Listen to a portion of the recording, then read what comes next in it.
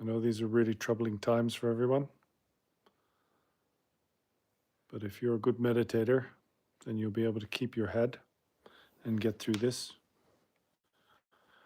Sadly, there's probably a lot more trouble to come in the future.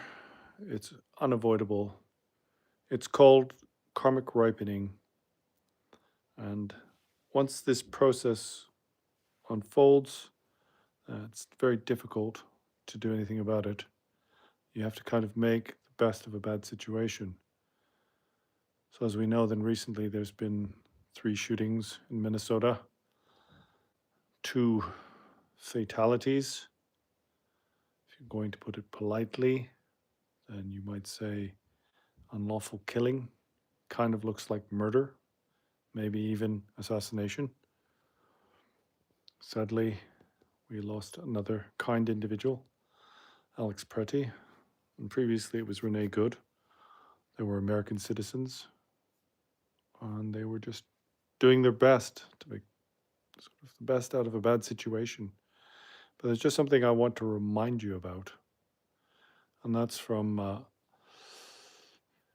George Orwell's famous book 1984. It's a quote that many of you will be familiar with. This goes, "The party told you to reject the evidence of your eyes and ears. It was their final, most essential command." And really, this is where we are now. We're in what's called the post-truth era.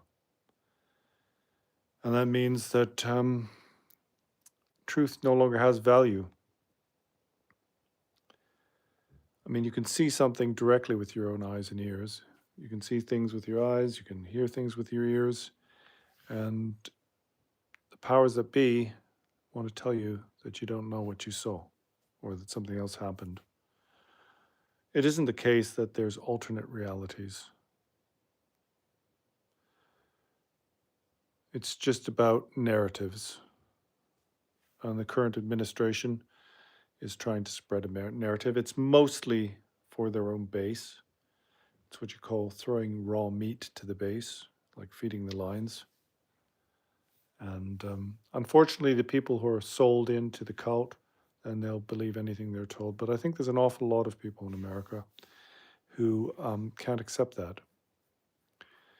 So you must, at all times, use your eyes and ears, use your direct perception. This is the same point when it comes to the spiritual path. You don't want to just come to it with blind faith. And so even if you're on the other side of the fence, and you've got to try your best to remain objective and not get stirred up by the negative emotions. This is likewise when people go out and protest, then you have to keep a cool head.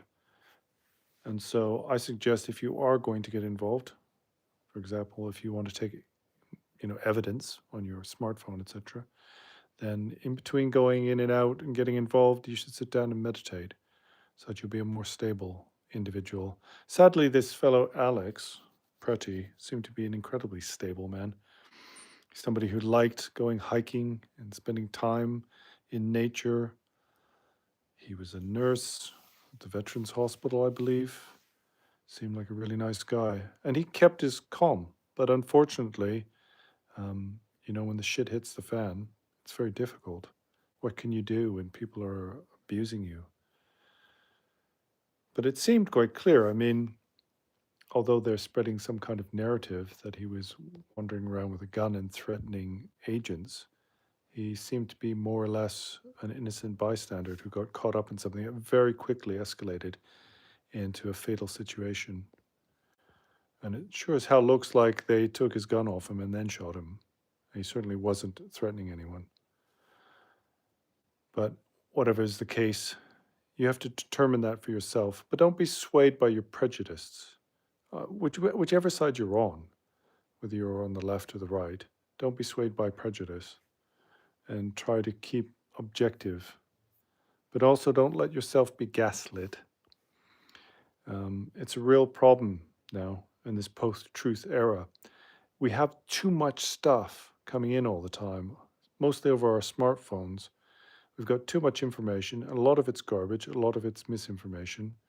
And what the administration wants to do is get there first and plant a seed of doubt in your head. But this is, like I say, this is George Orwell stuff. This is completely dystopic George Orwell stuff. And don't be under an illusion. And also, if you're on the other side, for example, if you're a MAGA follower, that's, of course, your prerogative. I can't tell you what to think. But this is also happening currently. I mean, it happened in 2016. This started really taking off in Russia. And just look what's happened, okay? I mean, it happened in Nazi Germany as well. So in Nazi Germany, then, when Hitler was rising to power, the industrialists supported him because they thought he would be good for the economy. And they also thought they could control him, but it all got out of hand, right? And the consequence was that the entire country was destroyed. Millions of their best men were killed. And so the same thing has happened in Russia. 2016, then Vladimir Putin, he did the same thing. He took border control agents, security agents, and he made this force that he can control underneath his own power. They're only answerable to him. And now he uses it to suppress his own people. So the people who are let's say, the working class, kind of MAGA type supporters who are really keyed up for it, they like things like, for example, the Russians going into Chechnya and dropping bombs. They thought it was really exciting. They were thrown lots of red meat, right? These are the people who are dying on the front line in Ukraine. 1,000 a day. It's the working class people. And the oligarchs, the industrialists who supported Putin, what's happening to them? Once they're no longer useful, they're suddenly dying of mysterious suicides. This is a message for people like Elon Musk, etc. Right? He probably doesn't really agree with Trump, but he thought it would have utility. He thought it'd be useful to him, that he might get something out of it. But just look at history. Just look at what's happened in Russia. They've followed the same pattern. I'm sure Trump has studied Vladimir Putin's techniques. There's a big problem here because Vladimir Putin's incredibly intelligent, Trump's not. So it's bound to backfire. So if you do support this kind of brutality, just think of what happened to the people, the working class people in Russia. They're just cannon fodder. It's thrown into a meat grinder. They're completely expendable. The only people who are really getting away with it are the elites from St. Petersburg and Moscow, the upper class people, who they're not sending to the front, but everybody else they are. And all of the intellectuals and the skilled people, like in computers, scientists, millions of them have left the country. The same thing is happening in America. So regardless of whether you think you're going to benefit from these policies, whichever side you're on, just look at history and look what the long-term consequences are going to be. The other thing is that this strategy, this authoritarian strategy, kind of maybe sounds good to a few people on the start, but it basically brings on the demise of that country very quickly. If you look what's happened in Russia, for example, they didn't like the fact that they were no longer a superpower, and especially Putin didn't like this. And so he's been doing everything he can to rebuild the Soviet Union. And all he's done is accelerated their demise. It's the same thing that's happening in America. There's a pattern with any empire. No empire can last forever, right? The Nazis thought they were going to create the Third Reich and it was going to last for 1,000 years. Well, the Spanish Empire thought the same thing. The British Empire thought the same thing. The Russians thought the same thing. It's not going to be any different. Was it Einstein who said if you do the same thing over and over again and you expect different results, that's the definition of insanity? So this is where we are, right? For example, imperial overreach. This is what happened to Britain. They were the biggest empire that ever existed on the planet, and they started spreading themselves out too much, getting involved in wars here, there, and everywhere. And eventually, at the end, when it was all falling apart, what happened? There was massive social unrest domestically, at home, and in the colonies, for example. And nothing lasts. Not only that, not only is everything impermanent, but as time goes on, there's something called accelerationism, So, for example, the Spanish Empire lasted for 300 years. The British Empire lasted for roughly 100 years, right? The Russians didn't hardly last very long at all, and they never became the predominant empire in the world, but they were number two for a long time. So, America's tenure is going to be shorter than that. And there's a lot of signs of why this will happen and how this will happen. This unrest is part of it, right? Some people might think a civil war is a good thing, but it's not going to be good for the country because the country will be distracted with internal conflict and will not be able to recover. And this is what happens to all empires. This is how they collapse. It's very difficult for the people on the left because they feel disempowered, and a lot of them are very angry. But you have to be very careful. You have to be intelligent. Try to ride out the storm, and also support each other. And I think it's a really good idea that everyone does everything they can to record as much as they can, because we need to remain cognizant of the truth. The truth still needs to be important.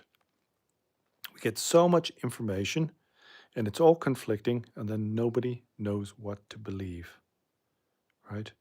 So, in order to have that confidence yourself, you need to spend less time absorbing information, more time in your own meditation, develop mental stability in that way, and then you can be a kind of beacon for others. You can be like a life raft for others when they're falling apart. That's about as best as you can do. And the other thing is, if you're a Buddhist, then you have to think about, if you don't believe karma, that's fine, but you've got to think about it in those contexts. And what does that mean? That means that a non-virtuous action will always lead to negative results. Don't think like, well, they're being horrible, they're doing this to us, so I'm just going to go out and I'm going to kill one of them. That's not going to make things better. There's a really great danger of America falling into a civil war. I mean, many people say, that's silly, it never happened. People said, he's not going to put troops in the street. That's not going to happen. He's not going to invade Venezuela. It's not going to happen. It's the last thing you need where you are in the States. You don't need to be killing each other, but you do need to protect the weak, and you need to stand up for the truth. And don't let yourself be gaslit, because it seems to me that that's the primary skill of the modern GOP, is that they're the world's best gaslighters. Everything is projection, right? They spend years telling you that everybody should go around carrying weapons without a permit, without background checks, because that's the way things should be. And then the excuse for murdering a guy in cold blood is because he had a weapon with a permit. you know, I know it's difficult. Many people are fed up.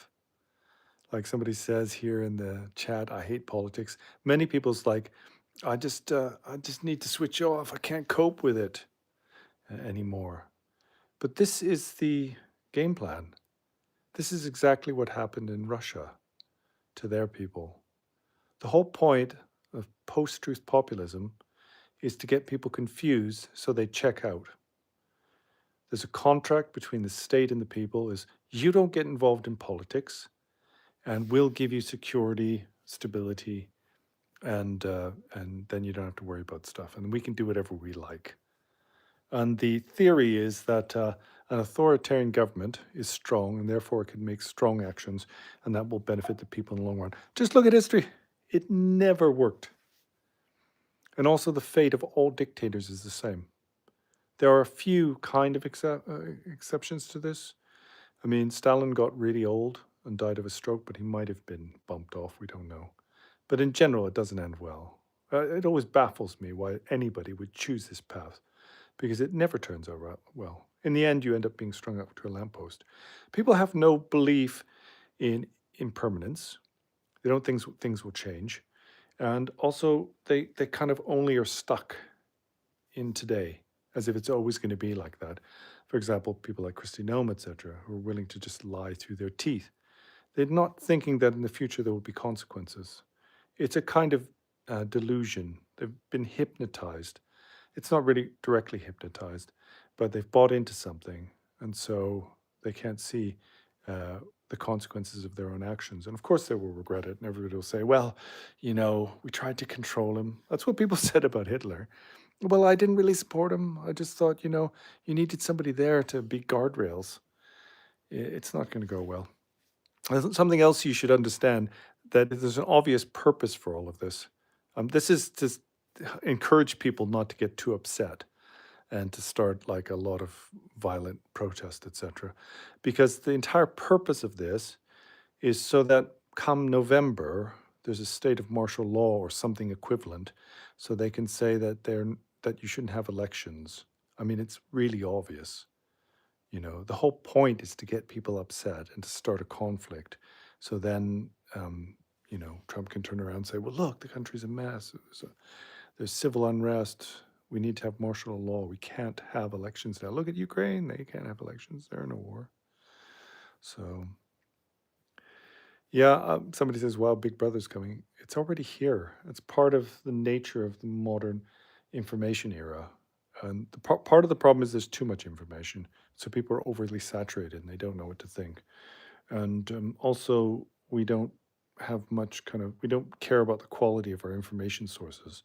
If we hear something that resonates with us, we just go with that, whether it's right or wrong. So you should, spend some time and check out the facts and don't get emotionally invested in everything that's happening. Because if everybody's losing their heads, then it's just going to be chaos. Sadly, I think that's where we're headed. And we've had almost 100 years of relative peace, etc., in the West. I mean, we've been, we've been starting wars elsewhere and dropping bombs on people, but we've been pretty scot-free. But like, I'm a Buddhist. I don't believe in permanence. Things are impermanent. We've just been we've had good karma. We've been lucky, whatever you want to say, and it's lasted this long. And there's no guarantee it will be better. It will continue to improve, or that we will still have freedoms 20 years from now. The actual norm, if you look at history, is the bar is very low.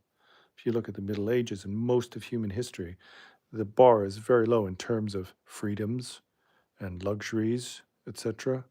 And sadly, the working class, the peasantry, always get the worst. And these are the people who who were Trump's most ardent supporters. But they're the ones who lose out in the end. The policies post Civil War in America in the South led to a similar kind of situation for the poor working class people, because they were the ones in the end who lost out, and the economy suffered greatly for it. I mean, look at Russia. Their economy is tiny. It's probably smaller than the economy of Italy or something like that, compared to where they were, you know, 40 years ago. It's absolutely shocking. This is the result of authoritarianism. You just have to look to history. It's not going to be any different. Do it again, expect it to be different. It's not going to be any different. It sounds good, on paper. Populism sounds good, but I know people don't these days. They don't want people to study history, but that's really foolish. My greatest teacher in my whole life was my history teacher, and she was an immigrant. She was from Saudi Arabia, came to Canada. Amazing woman. So anyway, and you know what? Us West. Well, I'm half European, right? Half Western. We're responsible for the most migration that the world has ever seen. It was our policies for centuries to force people to migrate in order to build empire. It's expansionism. It's important part of expansionism, and the United States of America has been doing it since their inception. Um, so I recommend you look at history, because through history you'll come to understand human nature. And if you understand human nature, you're not going to get hoodwinked and deceived. And there's people trying to deceive you on both sides. Yeah, somebody says no war but class war. Yeah, this is a really difficult issue. We know it didn't go well for communism, so we have to be careful. We have to be more intelligent. We have to find a new way. My own feeling is that things like Buddhist philosophy are a better way of approaching humanity and our survival in the future, rather than either going towards autocracy, technocracy, these sorts of things. They've not worked. They've never worked in the past. They will never work in the future. We have to grow up as human beings, lose our violent tendencies and our tribal tendencies. And this polarization is one of the most dangerous things ever. And that's part of the danger of this post-truth era we're in, where everybody's saturated with disinformation, is that people don't know what to think. So they fall back on their negativities, their strong negative tendencies, and that polarizes them, right? So some people are like hate gays. Other people think everybody should be gay, whatever. It's an exaggeration, but we have these kind of default tendencies, our strong emotions, and those are far more powerful than the weaker emotions. You know, logic doesn't work with people. People don't listen to logic as much as they do to their emotions. And when they listen to emotions, outrage and anger are the ones they listen to the most. There was a purpose for this in evolution and survival, right? If there's a danger, then we need to remember that because it could be life threatening. And when everything's okay, the time passes by, right? Quite quickly. So develop your spiritual stability. That means being an emotionally stable individual. And you have to spend more time on your own, contemplating your own existence, you know, becoming familiar with who you are. Look in the mirror rather than look outside at what other people are doing. And then when you engage in the world with others, you're going to be a much better place to have a positive influence. You need cooler heads, right? So, like throwing a bunch of untrained, 3,000 untrained guys with guns into Minnesota is only going to cause chaos. Again, it's gaslighting, right? To say the problem is Minnesota. Of course, it's going to cause chaos. It'll happen anywhere in the world, especially where people aren't used to it. In Russia, people learn to behave themselves now because if you hold up a blank piece of paper in Moscow, you're going to get beaten up and tortured. You don't want to go there. You don't want to be in that situation. When I was younger, I went to Korea. Well, my father's Korean, and I've been there many times. And at one point, it was a dictatorship, and it's not nice. Honestly, you don't want to be there. Some foolish MAGA Americans went and emigrated to Russia because they believed all the propaganda from people like Tucker Carlson, and they really regretted it. One family went, and the husband was sent to the front line. It's like, you know. So, if you value freedom, liberty, and the luxury you have, then you need to think about things and try your best. And like we got trolls in the chat thing. Don't get angry with them. You have to feel sorry for them because they got nothing better going on in their life, right? They basically haven't got a life, probably haven't got friends, and so they become keyboard warriors, and it's quite sad. Um, but you know, you can't really help people like that directly. But in the long run, then people will come to see their faults. It was really difficult when the Third Reich collapsed at the end of World War II. Then the people had become so brainwashed that many people couldn't accept the fact of what was happening. I mean, there were the intelligent ones knew that it wasn't good. They were just too afraid to do anything. But many people were totally brainwashed, especially in the youth, and it took decades.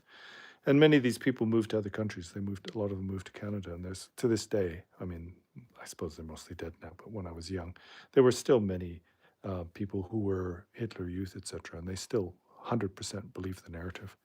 They never lost that. So for some people, they'll never do that. They'll carry it to their grave, and they'll continue to commit negative karma and suffer from that in future lifetimes. But it should be a cause for us to have compassion. And compassion, we benefit from compassion because through that we become better people, and we're better able to help others as well. So anyway, I spoke about altruism in the last couple of videos. Really important thing to consider. Fighting each other is not going to help. Casting dispersion on each other is not going to help. Getting angry is not going to help. But you do have to be strong, and you have to protect yourself and protect your family and your friends, and don't allow yourself to be gaslit. Anyway, that's all I wanted to say. It's a very sad situation. Please send your prayers out to everyone who's been brutalized. Um, you know, we can pray for these poor people, Alex Preddy and Renee Good, who've lost their lives doing something that seems quite kind of innocuous, like just recording stuff on their phones. In the past, if police officers brutalized somebody, it would be a huge issue. But now everybody's just so easily become accustomed to this. It's amazing how quickly things change, right? It's sort of stuff that nobody would have tolerated a year ago. Now we just think it's normal. And the same thing happened in Nazi Germany. It didn't take long. And they didn't have a big majority either. They had a minority of the vote. It was only like 39%, but they got into power. As soon as they got into power, they started making all kinds of crazy laws. And within 6 years, they were invading Poland and Czechoslovakia. It doesn't take long. We think like things don't change or that change will be slow or things will always remain the same. It's not like that. You look at history, things can happen very, very, very quickly. And they are already changing quickly. We've already become normalized to this, you know. So, anyway, very sad. I hope everyone gets through this. Yes, it's live, Sonia, and thank you for moderating. Yeah, I just thought I'd do a quick live stream and talk to everyone and see if I can say something to make you feel better. I probably haven't said anything that will make you feel better because it's quite desperate times and people are losing their lives. It's not a small thing. And it's really bad for these people who have been radicalized. It's the same for ISIS members, etc. They get radicalized by a narrative and a message, right? And so they think it's okay to kill people. And then obviously many of these ICE agents are also radicalized and they're carrying guns. And so they are going to kill people. And for killing people, then they're going to experience horrible consequences in future lifetimes and probably in this lifetime as well. I mean, if you ever get through this, if you do have an election in November, if they don't call it off because of martial law or whatever it is they're trying to do, then there will be consequences for these people and they will regret it. You know, they'll end up in jail, maybe even be go to jail for murder, etc. So anyway, I hope America gets through this because whatever affects America affects the rest of the world. It doesn't look good for Canada because we're their nearest neighbor and we're very small and weak. So unfortunately, it's whatever happens there will affect us drastically, but it will also affect the rest of the world. So I don't think people should be complacent. There's a real problem here in Europe because people tend to be a bit complacent because they don't really experience the consequences of what's going on too much. You won't know that in America because you're being sold the narrative that like Europe has completely collapsed and it's overrun by immigrants. It's not like that at all. It's a very pleasant place, much better than the United States of America in terms of freedom and how relaxed people are with life. They have a good life. So anyway, thank you for bending your ear and listening to me.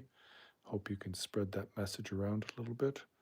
And we can 100% get through this together. But remember, before you see the daylight, you have to experience a bit of darkness. And we've kind of had a good run of things. So we should be grateful for that.